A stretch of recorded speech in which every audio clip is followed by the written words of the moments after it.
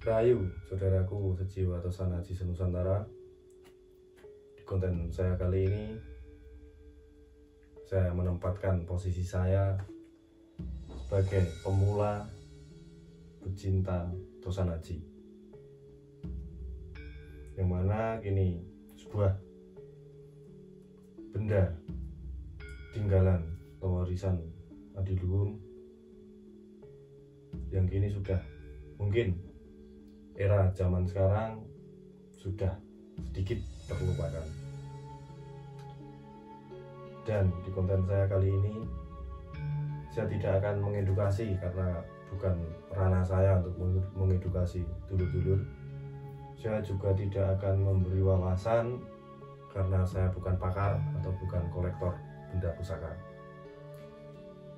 Di sini saya memposisikan diri sebagai pecinta Tosan Aji, dan ya seperti inilah koleksi saya.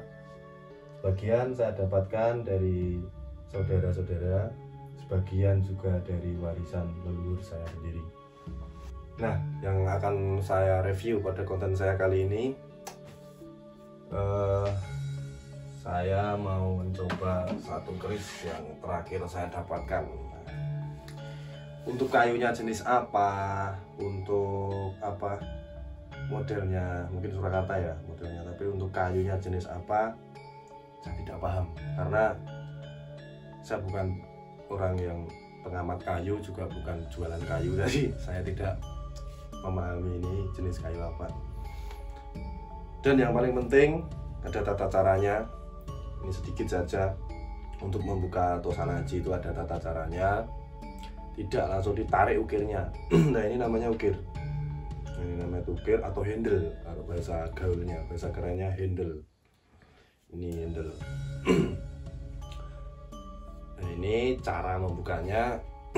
Kan biasanya orang-orang itu pada bilang diginikan itu disembah atau dipuja-puja atau diagung-agungkan.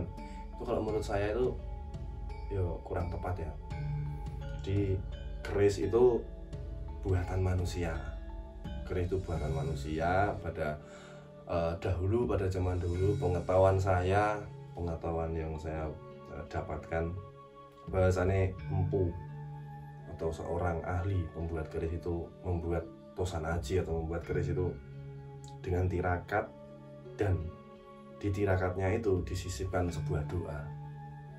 Nah, keris itu isi dari dalam keris atau esoterisnya itu ada doa tersendiri dari hasil tirakatnya. Per masing-masing keris ini ada filosofinya masing-masing, buat apa lah, itu seperti itu. Kalau esoteris yang kedua, itu ada orang yang menganggap bahwa keris itu ada kodamnya, seperti itu. Nah, tapi saya lebih mempercayai yang esoteris yang pertama.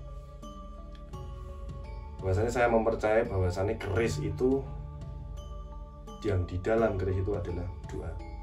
Yang diharapkan, apa yang diinginkan atau apa ya permasalahan yang orang punya atau yang memesan keris itu, nanti bisa mendapatkan solusi. Mungkin seperti itu pengetahuan saya. Nah, ini saya lanjut ke cara membukanya. Itu bisa kita assalamualaikum bisa kita bisa sesuai kemampuan atau kepercayaan kita masing-masing bisa. Kita mendoakan empunya juga bisa. Biasanya kita kirimi surat Al-Fatihah seperti itu. Apabila sudah, taruh sini atau taruh sini ya, kita menghormati. Dijauhkan seperti ini agar apa? Kalau kita buka itu biar racun. Kalau keris lama itu ada racunnya yang susah disembuhkan apabila terkena gurisan atau kita hirup, itu ada berbahaya. Maka kita jauhkan. Terus kemudian kita tekan ini ibu jari kita, terus kita tarik warangkanya atau wadahnya. Seperti itu. Nah, kebetulan keris yang saya review ini adalah keris berdapur brojol. Tidak heran kalau keris ini banyak yang punya, karena dapur brojol itu dulu banyak banget yang menggunakan. Biasanya yang punya dukun bayi itu biasanya buat melahirkan, buat seperti itu biar lancar. Nah, tapi saya sendiri meyakini bahwasanya keris brojol itu mempunyai doa memperlancar brojol, memperlancar atau mempermudah segala urusan yang sedang dijalani oleh yang punya, atau dulu mungkin memesan kepada empu, mempunyai banyak cita-cita atau mempunyai banyak keinginan, dan lalu empunya membuat suatu dapur keris dengan tirakat dan disisipkan hembusan spiritual dan doa di dapur keris brojol agar nanti yang punya itu mendapatkan kemudahan suatu urusan.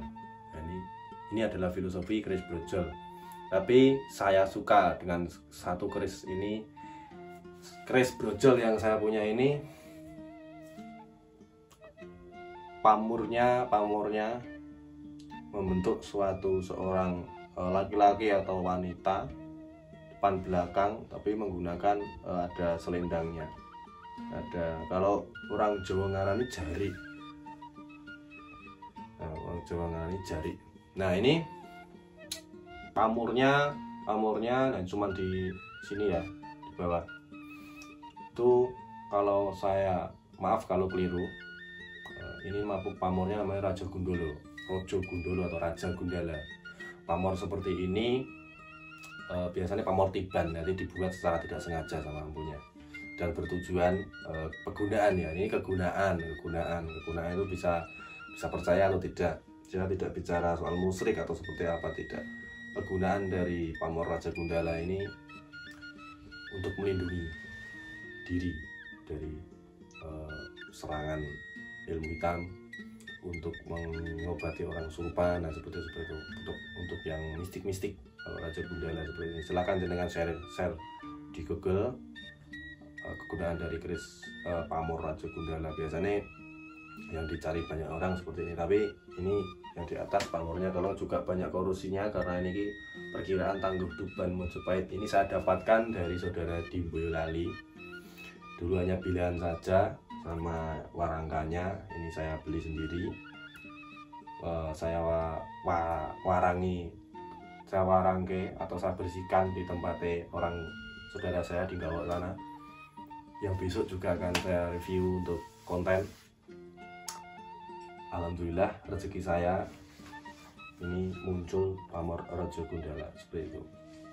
Mungkin seperti itu untuk double brojol. Oh ya, untuk ciri khasnya double brojol hanya pijetan saja di sini. Oke. Hanya pijetan saja tanpa tikel alis, tanpa apa-apa. Jadi dapurnya sederhana. Itu dapurnya lurus. Hanya dengan pijetan jempol, pijetan saja, tidak ada tikel alisnya. Itu dapurnya sangat sederhana.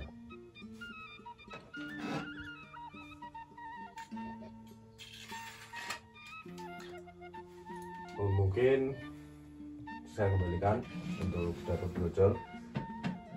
Ini banyak banget keris-keris dapur lainnya, dan nanti di video saya selanjutnya insya Allah saya akan membabar atau mereview juga semua koleksi saya, semua tosa haji yang saya miliki. Insya Allah akan lebih bernilai lagi, mungkin bukan dari segi uangnya, tapi bernilai dari segi orang yang jarang punya seperti itu. Dan keris yang salah satu keris yang saya cintai belum saya keluarkan di sini, salah satu keris piantel saya. Nanti insya Allah kalau ada waktu dan kesempatan kita sambung di video berikutnya. Sekali lagi saya berbicara di sini, saya hanya sebatas mengagumi budaya di luhur dan sebatas mencintai atau menyayangi atau sekedar menyampaikan hobi saya saja di tosan haji.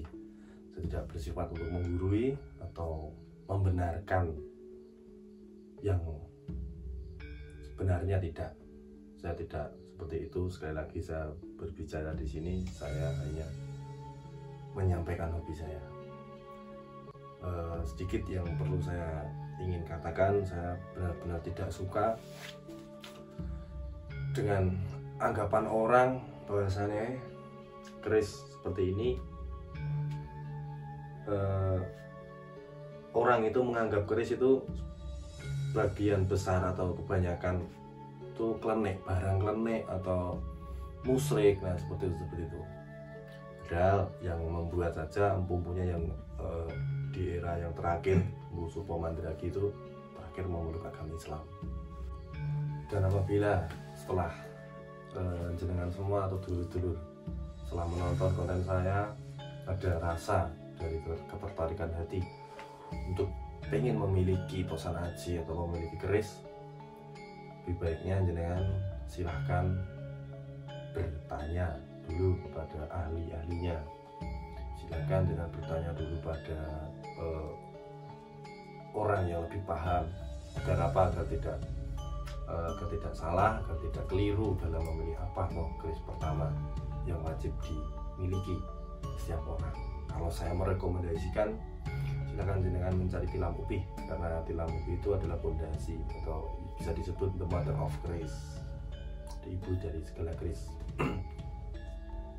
Sejarahnya Kanjeng Sunan Kalijaga juga menawarkan kepada pengikutnya pada zaman dulu untuk pertama yang dimiliki adalah keris tilam upih, yang seperti ini, yang lurus dari saya juga punya. Dan mungkin seperti itu yang perlu saya sampaikan. Sekali lagi saya mohon maaf yang sebesar-besarnya kepada para pecinta keris, pada dulur-dulur, apabila ada perkataan yang mungkin banyak salahnya daripada benarnya dari yang saya ucapkan.